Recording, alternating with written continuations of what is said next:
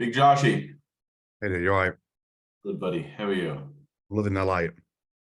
Huh? Loving the light. Good. That was the goal, wasn't it, all along? Of course. Yeah. Now you're off sunbathing in beautiful Portugal while I'm in Andover in 12-hour days. I'm doing 12-hour days still. I need to get to the sun, buddy. That's for fucking sure. I go to Miami at the end of the month, so I'm looking forward to that in LA and stuff like that. So what I want to do, 20 minutes in and out, job done. Because I know you're busy and I know you're on calls. Just a brief overview of what you're doing, how it works, what you're all about, and just whatever else you want to give on top of that. I want to have a quick just to talk about, how we met. We don't have to go into massive details and stuff like that, but just your thought process from going from fitness into sales, because it's quite similar to me. Yep. Because I think that's important too. But also what I want to talk on is the journey, meaning like you didn't have it all rosy, and there were some things that I wanted you to figure out, whether that was bad offers, whether it was different things. So let's have a chat about that. And then let's have a chat about where you are today, because that's, I think, is an amazing story. Yeah, all good. All right, buddy. How are those other two lesbians? Oh, is this not being streamed yet? No. Gonna say they're Hi, boss. Oh Jesus! What's going on, Lucas? Boy, Hiya. How are you? is live yet? no, He called us lesbians, bro. He's not gonna call us lesbians. What's under the towel? not a lot. It's called it's a vagina. How are you? All okay? Yeah, I think you know what I'm like, Bill. If you lead most of the way, I'll come in and answer as best I can, but I'm better being led and stuff like this. It's all good. All is good. Lucas, where you been, buddy? Yeah, I thought I'd see you in London, but obviously not. You little. No, he was being a little bitch. He said his passport expired, but he was in Tenerife the next day. Yeah. London is not in Europe anymore. That's why I couldn't. I would have loved to come, Bill, but That's an objection there. no, it's not. Yeah, No. chatting When's your next event, Billy? I don't know. I think we'll go to the US next. I gotta go to the US next and then come back. What happened to Rio? Huh? What happened to Rio? Rio, yeah, well, US out there that way, yeah. If I could get 15 people to Rio, I'm all for that. I'll get 50 Latinos, bro. I'll go, no problem. Be mindful. This is recording. This gets sent out to the. So you gotta keep your beak clean. All right, let me do this.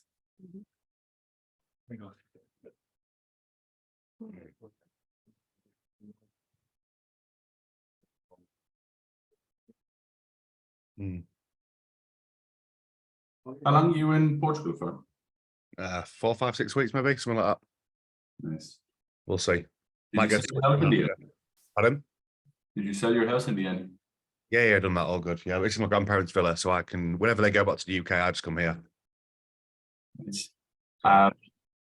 Where is that? Albufeira, you told me, is it? It's in near Quinta Lago in the Algarve. It's the fancy bit. Algarve. That's on the west side, isn't it? Yeah, it's like a £6 million villa. Sure. You'll buy one cash soon. I'm going for it. Where is it? This was the pull through ways. Yeah, you showed me before. It is stunning. Who's got the dog? Your nanny or granddad or both? Granddad, yeah. She hasn't worked in about 40 years. Yeah, worse than my one. What was I going to say? What did he do? He had a haulage business, but went under into administration 3 or 4 times. So I wouldn't want to go down that route. It's super stressful. Yeah, it is, because you're the fucking margins are so tight. Yeah. What we do is like you can scale it to the moon. My margins are 70-80%. You know what I mean? Crazy, unheard of. Yours is I've done 100%. Yeah, I mean, I had a bit of a tough day yesterday. I ended up getting a sale in, which was nice. Where am I? I think. Yeah, I took a real late call. I was fuming. I had 2 women declined on finance and stuff, and I was just like, ugh. But I've done like 8.8K somewhat already this month. Nice. Yeah. You just do that. You do that 6, 8, 10, 12 months, stack them. Yeah. You put 200K in a bank account, pay your tax on or whatever you want to do. Life is cushy, you know what I mean? And that's we're getting to. All right, let's go live. Go on, boys, let me to it. Did you do your push-ups before you came on, or what did you do? No, dude. Once upon a time, we would have had a push-up competition. Not anymore.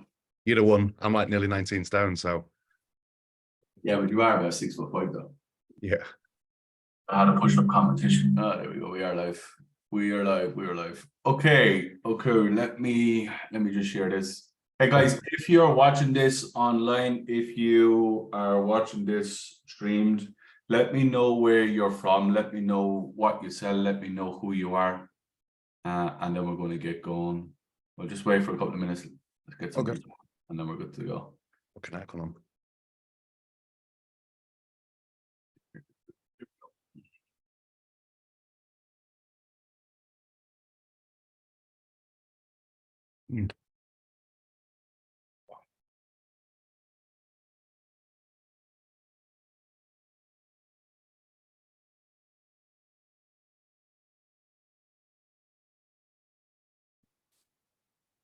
Wait another minute or two.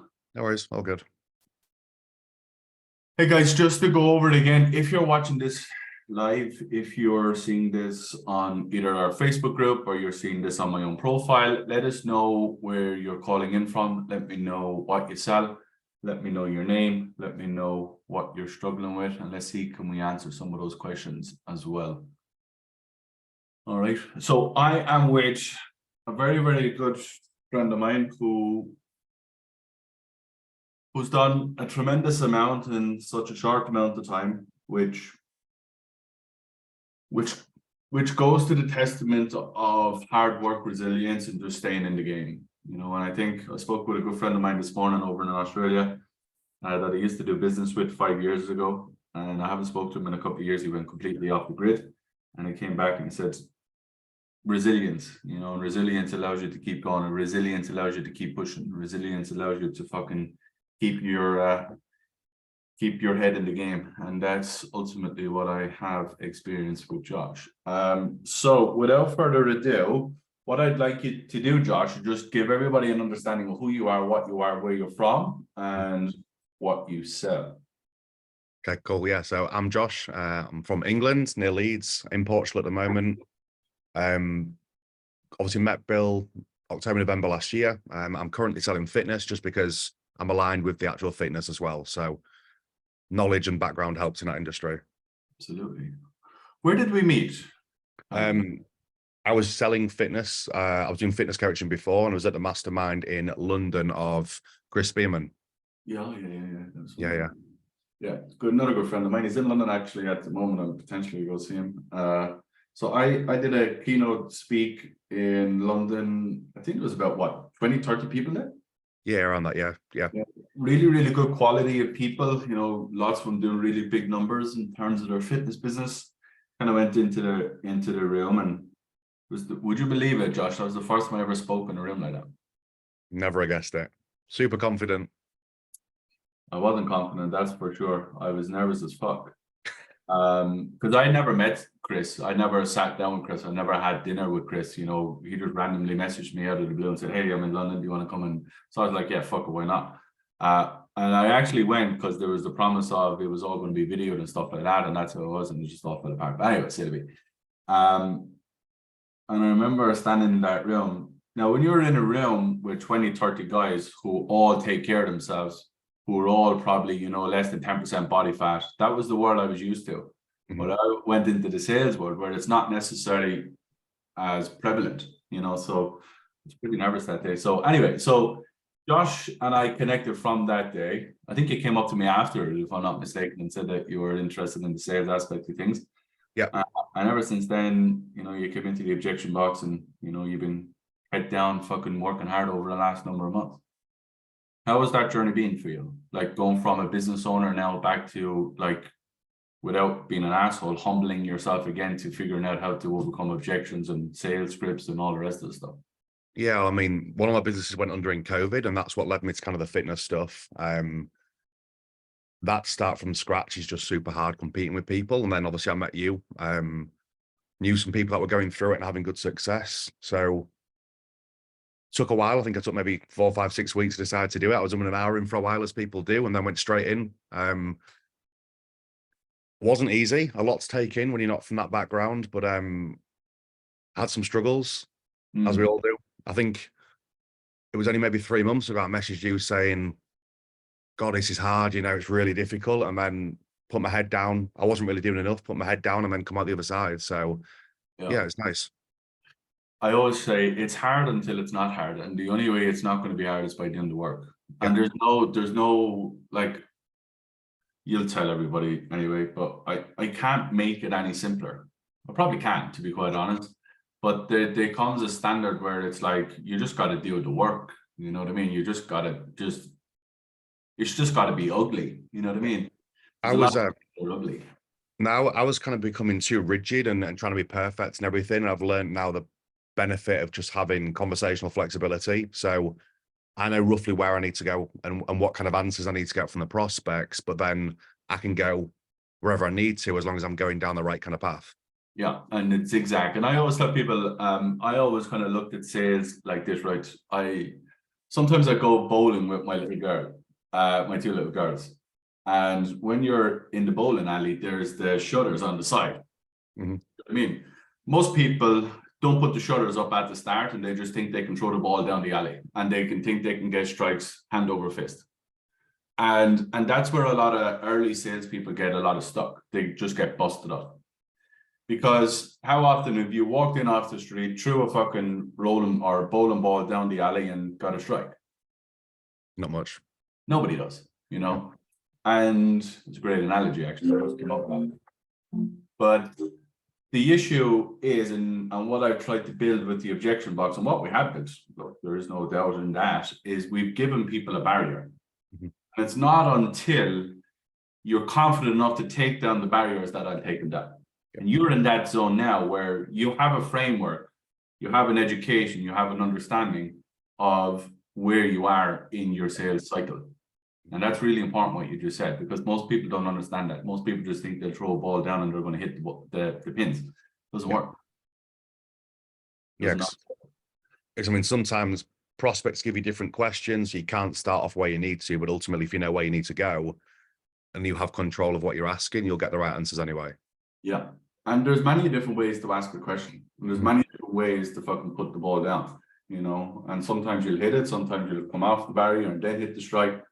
But that's what it takes. It takes that framework to understand, you know, it's not just easy. You know, and I think a big problem I see over and over again with people in sales is that they want it to be easy. Yeah. You know, if it's going to be easy, every Tom, Dick, and Harry is going to do it, and then you're going to liquidate what you bring to the market. You're all going to liquidate what you get paid, which is not good. You want it to be as hard as you possibly can, Josh. I never said that to anyone, but you need it. You need high ticket sales to be the hardest thing that most people will do in their life. I mean, I wanted it to be easy, but it wasn't. And then I think that's got me to the point where I realized unless I just suck it up and get my head down and get the reps in, it'll never become, you know, the way I want it to become. Yeah, and you'll just fail, you know, and that's just the reality. And it's not, this industry is not, it's not polite, meaning that it's not going to take care of you. There's no arm around the shoulder. It's like, it's either do or die. You know, and most people can't handle it. Most people can't handle that amount of stress, that amount of pressure, that amount of anxiety, you know, that constant battle every single day. Why did you want to get into sales? That's really important for me. Where did I want to get in sales? Yeah, like why did you not just continue building your fitness business? Just I was on LinkedIn with my business partner and we just kept on getting profiles taken down, spending money on ads, hiring people and ultimately not doing the work. And I think far too many variables to not have control of when you are going against people like Charlie Johnson and, you know, people who've been doing it years and years and years who have a massive established client base already.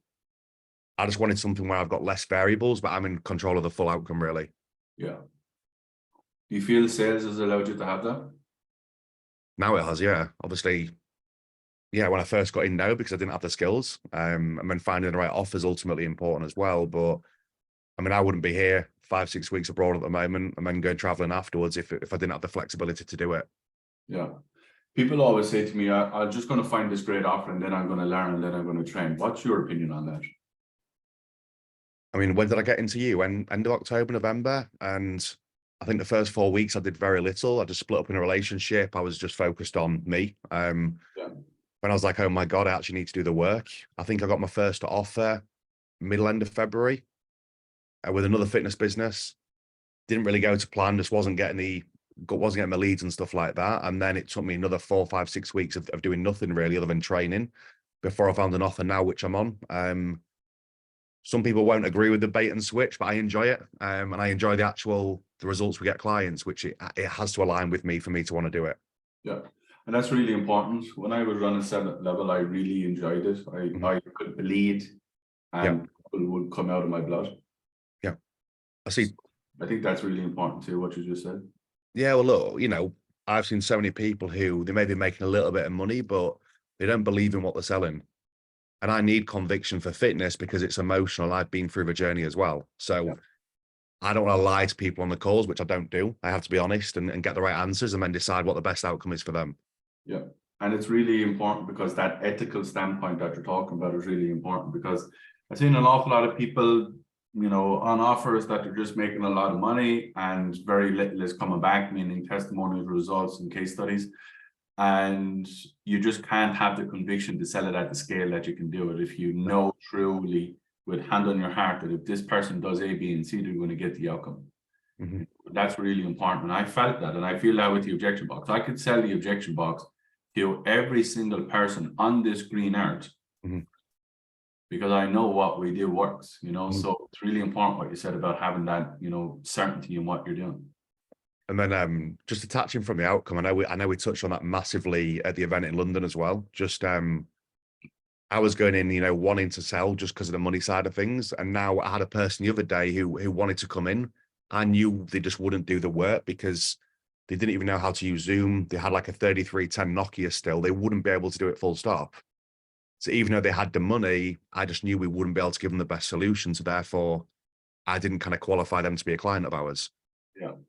Which is really powerful because twofold. The reason why you've been able to do that, Josh, not the reason, but like a big reason is that you're not needing money anymore. What I mean by that is, you know, your skill level and the quantity of leads that you have is that you don't have to sell people that aren't going to be a fit, which means that makes you better, which means that you do better for people. And that means you're going to be able to sell more anyway, you know.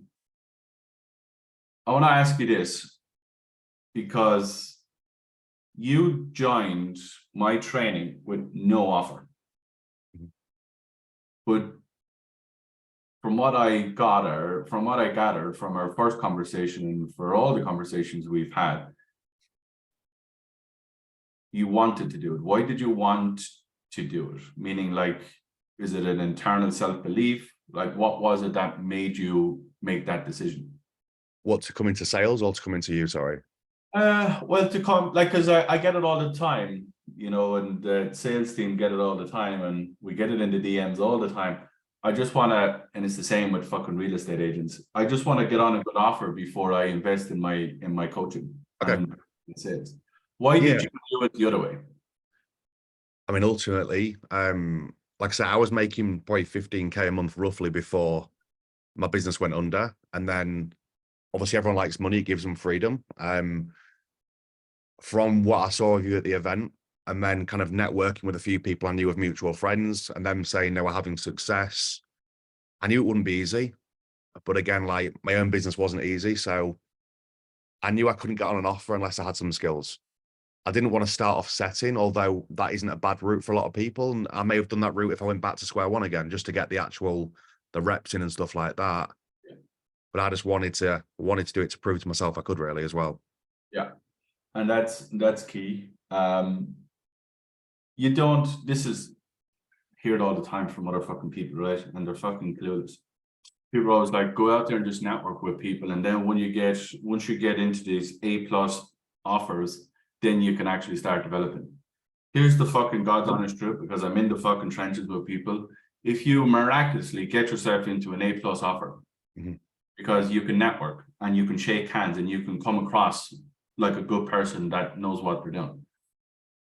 If you get 10 calls and you close under 30-40%, you ain't getting 10 more. No. And people don't understand that. People think that like you get 3 months of, you know, training, you get 3 months of fucking, you know, space, and they're going to train me internally, and, you know, the sales manager is going to look after me, and, you know, they're only going to help me out with certain bullshit. Yeah. And I think, yeah, I think it was, I was at that point I went to Cyprus with a couple of guys that are also successful from your group. Yeah. I did an interview from one of their managers. It was so bad. My first interview I ever had, it was so bad because I didn't have the skills yet and I hadn't done the reps. I didn't have the conviction.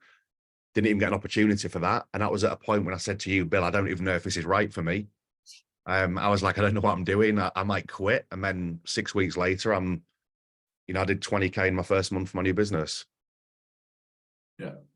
And again, as we said off camera, it's about having that resilience just to keep going. Like from your story, my story, Josh, a lot of crossover is that you've been kicked, you've been put down, and then you ultimately have to stand up and keep moving forward. That's just how it goes. You know, that's just the resilience that you have to fucking build.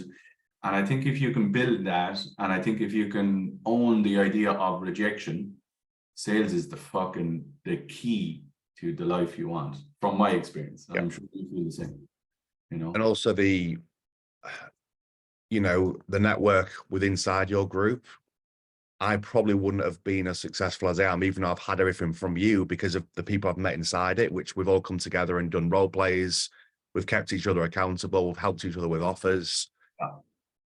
That's been a lot more useful than just trying to do learning with you, but just by myself, with no one kind of helping me through it as well, like as in kind of a little accountability group.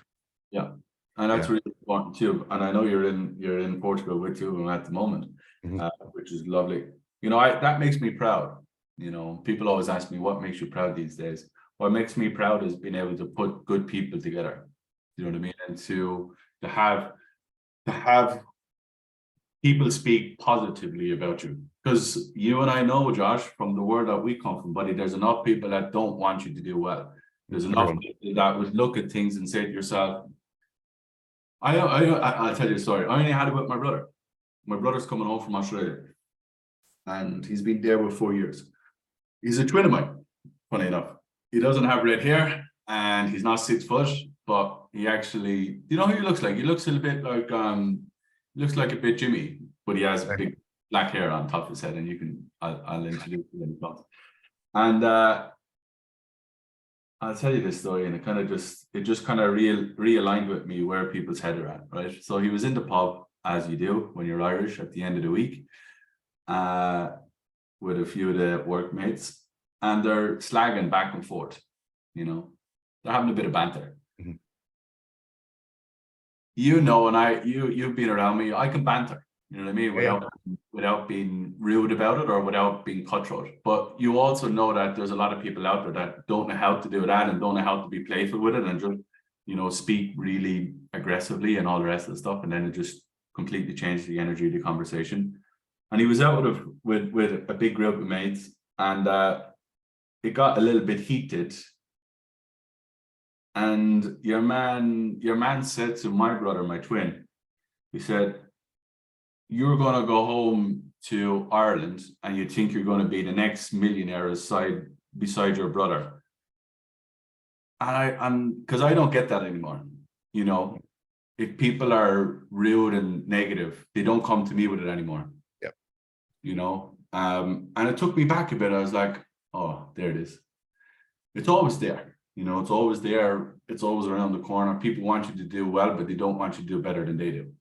Yeah. That's the reality, you know. And we've a pub in Ireland with nearly 50 years, so I've experienced it a lot in my life. But I've been in the UK with nearly 10 years, so I have been completely out of that thinking. But a couple of things in life remind you of people's feelings, you know, and that's really important that you understand and you keep moving forward, because it is hard. You know, sales is hard, and the industry is hard, and the relationship building is hard, and all of that stuff is hard. So I'm privileged that you have been able to kind of really excel within it, not just from the training. You know what I mean? And people always ask me that, and they talk about that. I don't want the objection box just to be Bill Welch.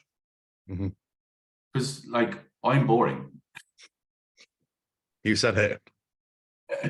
I'm boring, you know what I mean? And I have one certain way of life, you know, and I don't do other things in my life, you know. So to be able to build a space and a community where people connect through their own personalities, through their own emotions, through their own, you know, familiarities that don't involve me. You know, that makes me really proud, you know, it makes me really happy to see that, you know, which is good. We've actually got another person coming out from used to be in the box as well. So Josh Beeden's coming out as well today. So there'll be 4 Oh, of is us. he? Yeah. Oh, for fuck's sake, Jesus. know. I should have went myself.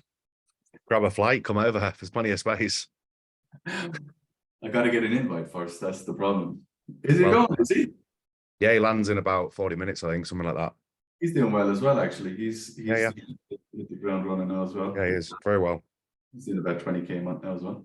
Yeah, I think so. Why do you think it just works? The training and the development. Like, what is it do you feel for you? Because everyone's individual. Like, what do you feel has kind of really helped you push on? Yes, the jobs are important. Yes, the connections are important. Talk to me about the training and the development for a second. Specifically to me, Yeah, for you. Because Yeah. I know that we're all different. We all have Yeah. different things that we lean towards. What is it for you? just having like such a framework with no matter kind of who you're talking to, it works for pretty much every person. You can ask it in different ways, just knowing where to go, because otherwise you can make things up. You can ask silly questions which don't get the right answers. I like structure because I'm a bit OCD with things. But again, when I first started, I was literally like word for word trying to read what you said, get absolutely nowhere. So enabling myself to have that flexibility, but knowing where I want to go, that is definitely helped me the most. Yeah. I see that with a lot of young salespeople that have come from other coaching programs. And I get a lot of it. I get a lot of people that end up in the space and then they don't get what they need, whether that's from different people. Look, I don't want to drop names, whatever, but the problem that they come to me is that I'm saying all the words, but like I'm still not getting the result. I'm like, yeah, that's great. Mm-hmm. That's wonderful. Just because you shoot the rifle at the right fucking place doesn't mean you're going to hit the target, my friend. You know what I mean? Yeah. And that's important because from what I'm taking away is that now you have a framework to actually pour yourself into rather than trying to fit into it. Yep. You can grow into it. You know, Yeah. I don't really I don't use a script to have one open in case I just massively go off topic, which can happen now and again to keep me on track. But other than that, it's just conversational flexibility, using the answers they give me to ask better questions, and then just kind of flowing it where I need to do to get the outcome of the call. And if whether that's a sell or whether that's them, me saying to them, actually, no, like we aren't the best fit for you at the moment. yeah. And Yeah. that's power too, being able to tell people, you know, what they need to hear rather than what you want them to hear. Because when you want them to hear something, you're trying to sell them. There's a massive difference. You Yeah. know, in that zone now where you don't need a sale. No. You know, you have the skill set and you have the volume of being on good offers that it doesn't really matter whether you make 2 sales today or 4. Mm-hmm. You know, because over the scale of the next month, you're still going to hit your 30, 40, 50 sales. Yeah, easily. Yeah. And that's what it's about. And that's what I felt when I started in sales. I'm like, look, we're not your guys. We're not your guys, but A, B, C, D, and E. Mm-hmm. And if you were looking for A, B, C, D, and E, we are your guys, but we're not. Yeah. That's powerful to be able to do that for people. Talk to me about your results. I got on the offer, I think it was mid-March. I kind of got accepted, if you want to say accepted. And then I think I had my first week was the end of March. Yeah. I didn't do lots of calls, you know, didn't really know what I was doing at the start, still learning stuff. I did like, I don't know, about 2K, 1,800, something like that, my first week. And then, well, what month was May? Oh my God, I got lost. April? It's only a Rough month. start. Yeah, rough start in April. First few days, again, still learning, we're still very new. And ultimately we get kind of different tier leads based on how long we've been there, how well we've done and stuff like that. And I think midway through the month, people were saying, oh, you're doing well. And then I looked at the leaderboard and I think I was about 50 or 60 off out of 180 something people. And then the last 2 weeks, I just kind of like knew what I was doing, knew where to go, knew the avatar I was talking to, knew if I could help them or not. I ended up finishing 10th. I think I did 4 or 5 sales on the Sunday of the last day of the month, which, you know, not everyone wants to work Sundays, but ultimately it's a good day for us in fitness. I love Sundays. I think I got 16K cash collected on my last day. So I think I collected 120K, something like that. 17% comms, you know, just over 20K, I think it was. Yeah. And now over the last couple of days, weeks, you're now number 1, if I'm not mistaken. From the Yeah, I think I'm number 2 by about $400 now as of yesterday. The lady's relentless and she's top every month, and she's very good, but she also gets the very, very best leads. Imagine, yeah. Funny. Yeah, but I mean, I'm still on target now for what day is it? 10th of May. I've still done 8.8K this month already. Grand a day. I always tell people a grand a day keeps the doctor away, or the tax man, whatever one wants to come after you first. Yeah, and that's really important because you've hit the skill, you've hit a runway, you know what you're doing, you know how it works, you know how the system is supposed to play now. And what's going to just amplify now is you're getting more targeted, meaning that you're getting the better leads, you're getting the better volume, you're getting consistency, and that's what it's all about now. Yeah. And now the run rate for you is massive. Like the downside is very minimum now. Upside is going to be massive, you know, and that's what it takes. You know, it takes a couple of good months of eating shit, like they say. But show me another industry where you can eat shit for 4 or 5 months and go to 20K, and that would be the base now. Like that's going to be your floor now, because you're on the better leads, you're in the better space, you're basically getting the second best leads, first or second best leads out of 100 and nearly 200 fucking reps. Yeah. I mean, they prioritize your calendar over every single person. Yeah. So I mean, we get a mixture. So I do still get some of the poorer ones, but ultimately it doesn't matter because, again, I don't want to assume anything. You know, I have some people saying they're earning X amount a month. You jump on a call and it's the opposite, or never assume. I think that's what I've learned as well. Sometimes I can read something earning under 2K, turn up and they're sat in a massive villa in Florida. Doesn't mean they're the right prospect for me, or the right client for us. No. But I've started not to even look at any of that stuff anymore. Doesn't matter. I have to tell you a funny story. Actually, I'm going to hire a new agency, and on the phone, it's like, how much money do you make? 10K, 5K, or up to 50. I was like, I'm not giving them that amount, because I wanted to see how they would play out. Because look, I study people's sales cycles and stuff like that. The fucking cunt cancelled my call. And I was like, all right, you just cancelled a call of a company that does X, you know. And then we backtracked and was like, I'm so sorry, it was a VA, X, Y, Z. I was like, all right, yeah. So it's interesting. And you're right, don't look at the data, because people lie, unfortunately. Yeah.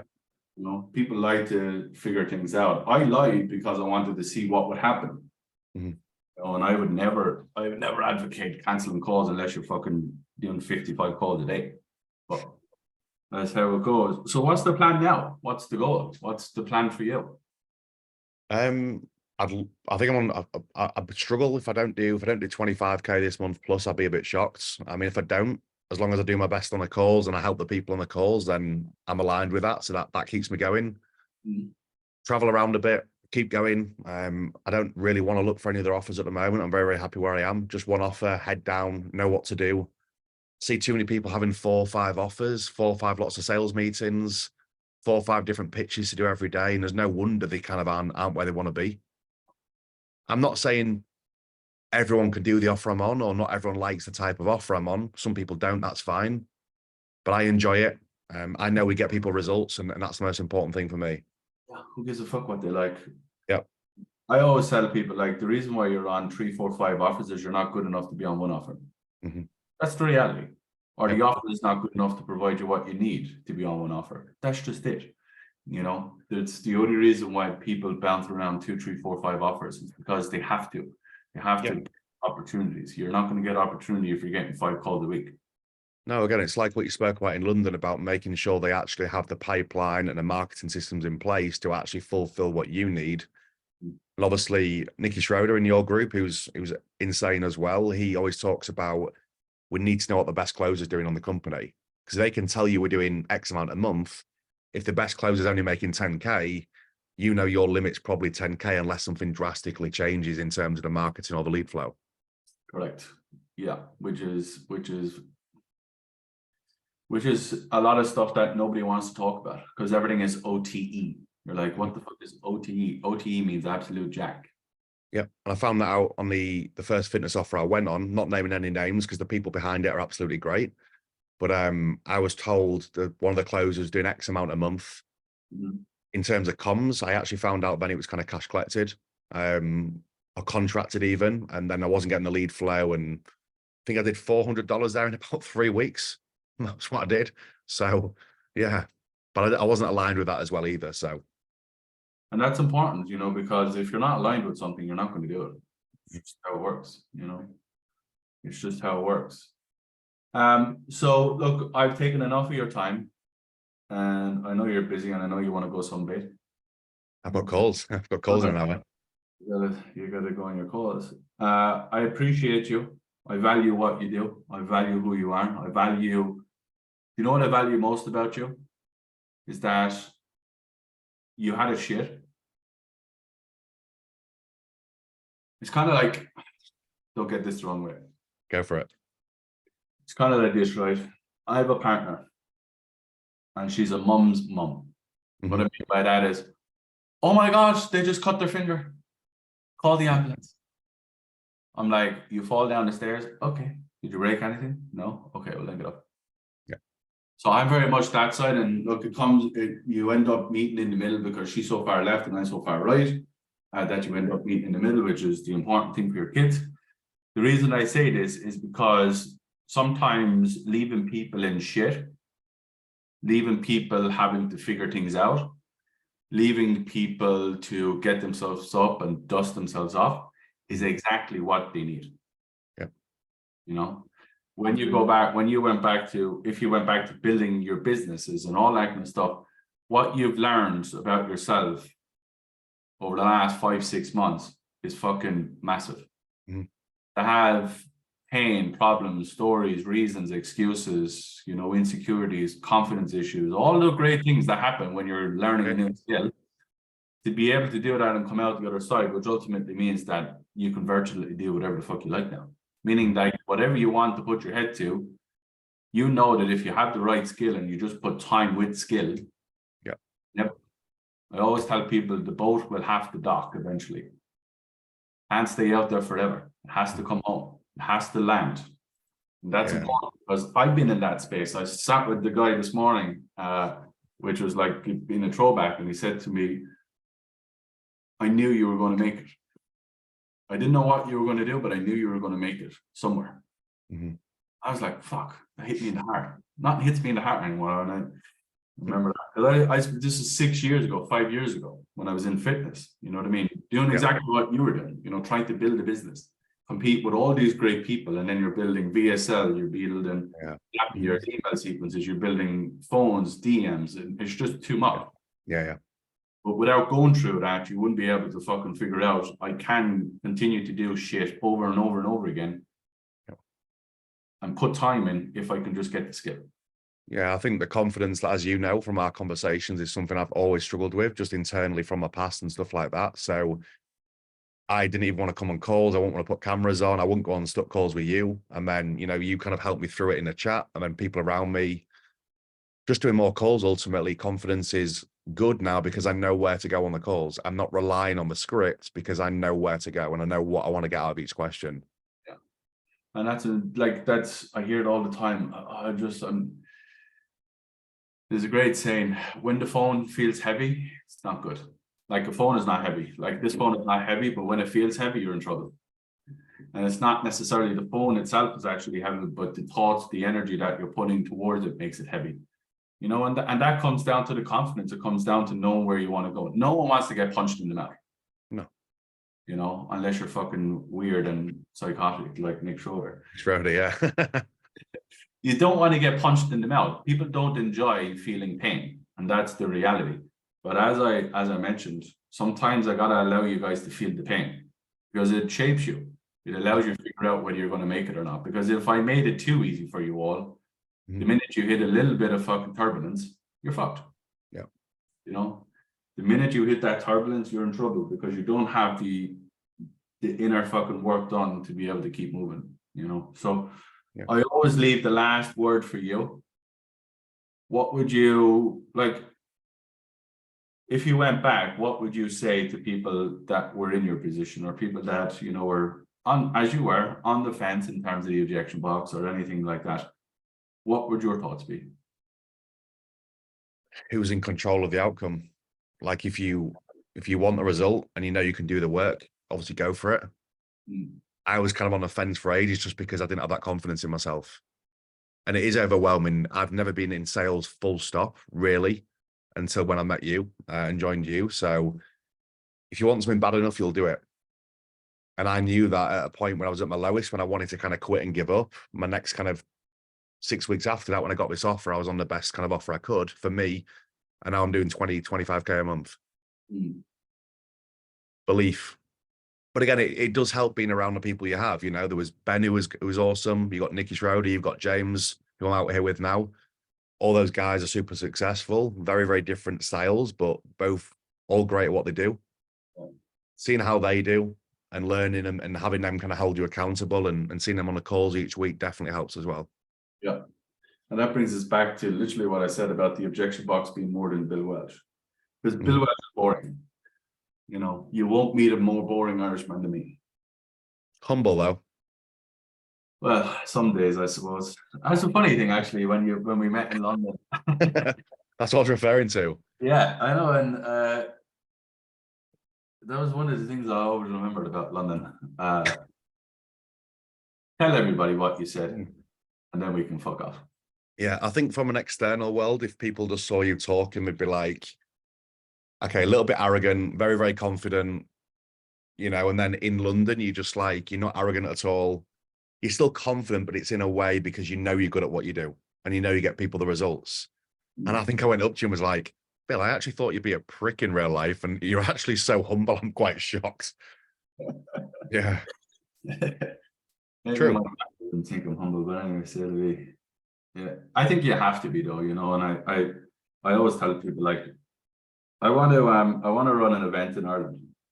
And that's the next big goal for me over the next 12, 18 months. I want to bring 20, 30, 40, 50 people to my home. You know, my home is in to my pub. Sit in my pub, we have a pint, we connect, we build, you know, we build relationships, we build friendships. That's the big thing for me because some people don't realize where I've come from, you know. And when you excel quick, fast, and then people don't see the journey coming up. They just see what they see. Yep.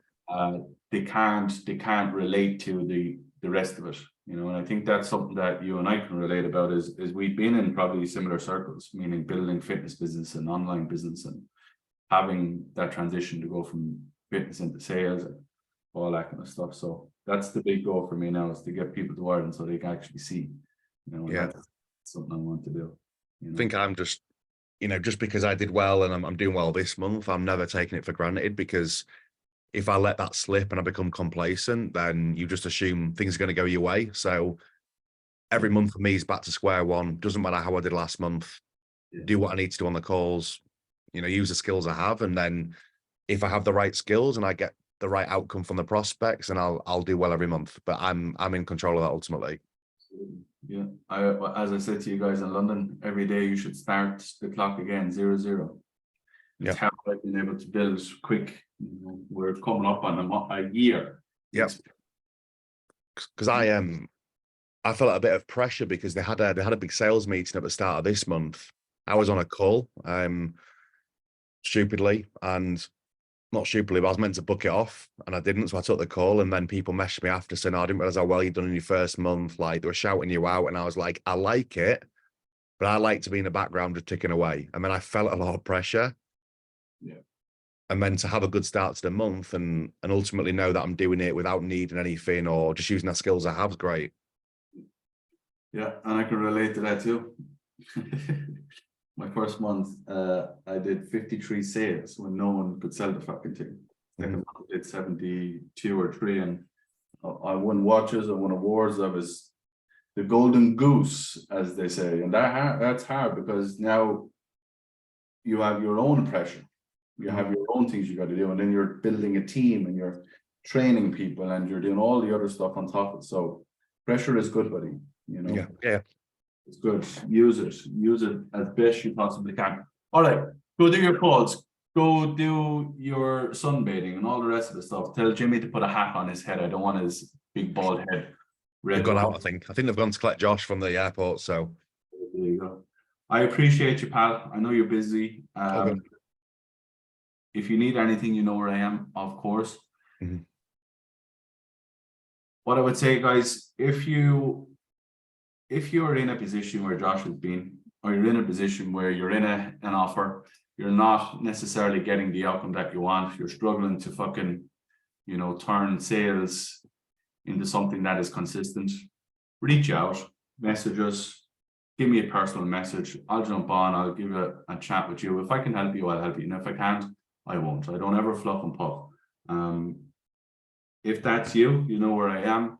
Josh, appreciate you. Go do your thing, buddy. And I'll see Okay, you. thank you. All right. See you guys. Bye-bye. Have a good day, Bill.